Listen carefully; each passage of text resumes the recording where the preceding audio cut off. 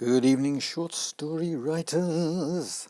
How to write fiction full stop and short stories in particular, part 3. So, in the last two rants of mine, and apologies for that, but the second one I feel pretty strongly about the contract we make as writers with the people who are spending a lot of money and time reading our output.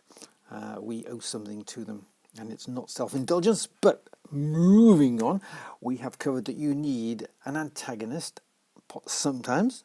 You definitely need a protagonist, which is something or other with human qualities. It can be a human being, but it could also be an animal or a robot or a something, supernatural entity.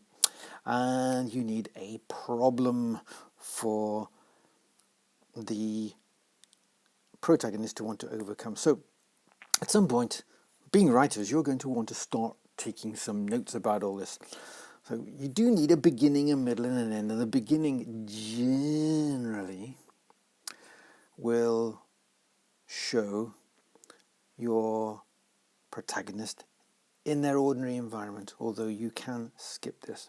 But give you an idea of what it is their environment is, and it doesn't have to be suburbia. It can be military, thriller, science fiction, supernatural, political, whatever it is which is part of their life. Circus performer, on the road circus performer, no real home. In case of water ship down, I presume it's the moors somewhere.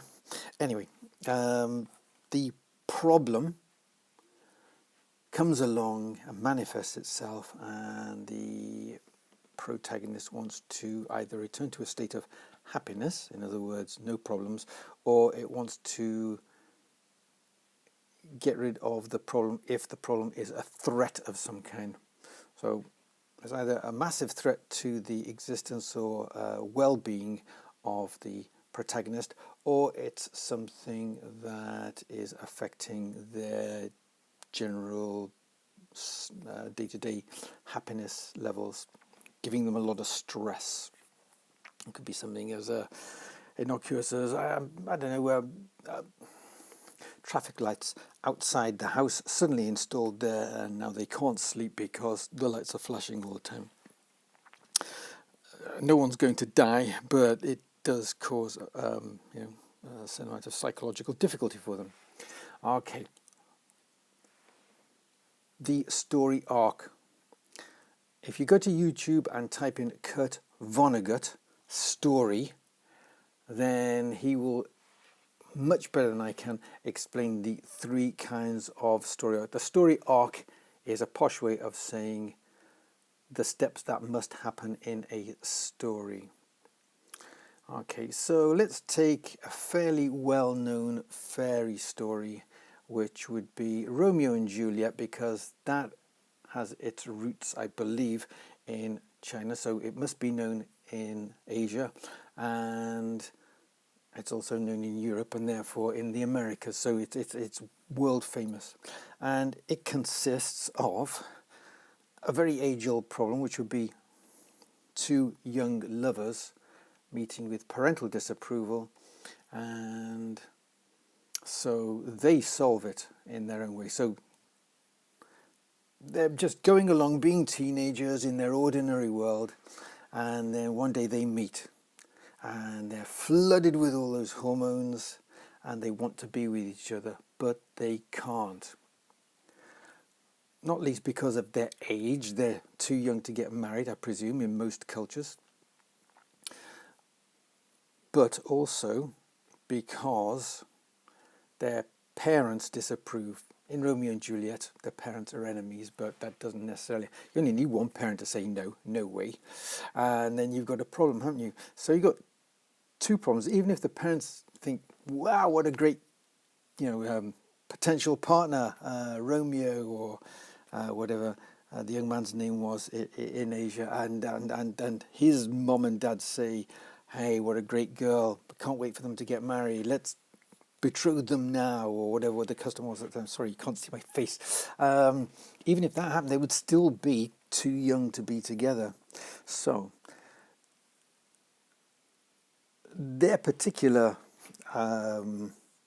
solution to this was, as you know, to in Romeo and Juliet get together illicitly, and then because of that they had to follow another certain path. In the Asian version of it, I believe they both commit suicide. In Romeo and Juliet, Shakespeare does it in a little more of a convoluted manner. But this whole thing about star-crossed lovers is a fairly old one, but those are the problems. So they've got an initial problem, which is inherent in themselves, of their age. But even if they were of an age where they could get married, they've still got parental opposition, and in the cultures in which they live, that's a big, massive thing. And even if they lived in fairly modern times, family resistance can be a big thing. It's a big, big, big decision to turn your backs on your families and run away and elope, because at some point you're going to have difficulties, and one or the other of you is going to miss someone in their family. It's dealt with again in Fiddler on the Roof, where the daughter of the Topol character, I'm sorry, I should remember his name, Manny? No, that would be a bit too obvious. Anyway,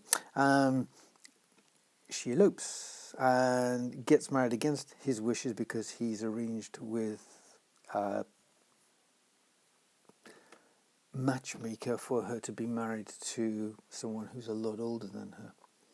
So that is the second problem. And then the third problem is, what are they going to do about it? How do they solve it? And it doesn't have a happy ending. Even in Fiddler on the Roof, he banishes his daughter, and then she goes off to America, and he's too proud to say goodbye to her face. So generally, the beginning, the middle, and the end represent the three stages of the problem. The problem appears and knocks the protagonist or protagonists back. They rebel against it, start fighting it with some success, and then the protagonist, the problem seemingly wins. And then when everything seems lost, this is called the death of the hero in the Jarvis story arc, the hero with 1,000 faces. When everything is lost, the hero makes one last attempt, usually transforming his or herself, to take on the problem, and may or may not defeat it successfully. They may defeat it, but they die. They may defeat it, but they live. Or they may just banish it. They don't actually defeat it. They just send it packing. So it's gone, maybe temporarily, or maybe gone to terrorize another village somewhere. So that really is what you need. And if you can plot out, well, just make a very fast list. Who is my antagonist? So you write antagonist, give them a bit of a description. Is it male, female, other?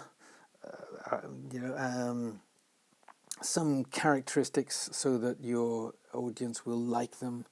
I don't know, kind, generous, put upon. What is the problem? Is there an antagonist? In the case of Romeo and Juliet, it's the parents, and in the case of the earlier Asian version, which I'm told, I don't know whether it's true or not, gave right to, that's what's happening in those willow pattern plates with the bridge and the little summer house. That's where the lovers used to meet, and the two little swallows in the sky, that they represent the souls of the two youngsters who committed suicide. They are together in the afterlife. The bridge must have some significance as well, I'm not sure then. And then if you write down what the actual problem is, in the case of the traffic lights, it would be traffic lights flashing, cannot get any peace. And then second thing is the second stage, the protagonist does battle. So you can write maybe 3 little sentences about what those battles would he goes to City Hall, she goes to City Hall, it goes to City Hall. If it's a robot, it goes to Robot Hall. If it's a supernatural being, it goes to the temple of the elders or the ancients, whatever, to protest about the ghostly traffic lights. And the elders say, no, it's going to have to stay. So then the protagonist takes matters into his or her own hands and surreptitiously cuts the wires or the whatever it is in the supernatural version of, of the traffic lights, causes the things to flare, thereby temporarily dealing with the problem. So that's attempt number 2, and then attempt number 3, the kind of the death of the hero, would be where City Hall comes back and I don't know, arrests your protagonist or slaps a cease and desist order on them, so that they've got to endure this. So then they begin for a final fight. They lawyer up, and it turns out that the City Hall didn't follow some protocol, and so temporarily they can have some respite.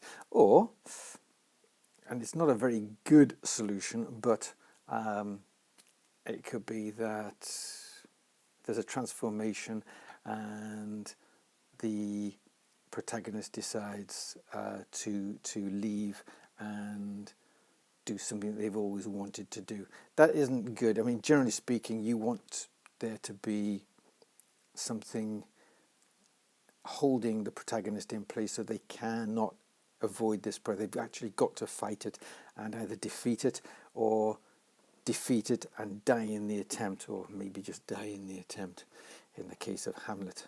Oh no, he defeats his dad, doesn't he? Anyway, right, good grief, 12 minutes. So that is the basis. You need those 3 sentences, and then you're going to decide based on that whether you're going to have a happy outcome or an unhappy, as in the protagonist lives, the protagonist dies. And I don't mean literal death, I mean metaphorical as well as literal. So the protagonist is defeated and has to live with the traffic lights, or the protagonist is triumphant and the traffic lights are turned off during the hours of darkness. So that's it for today. We will look a bit further at developing that tomorrow.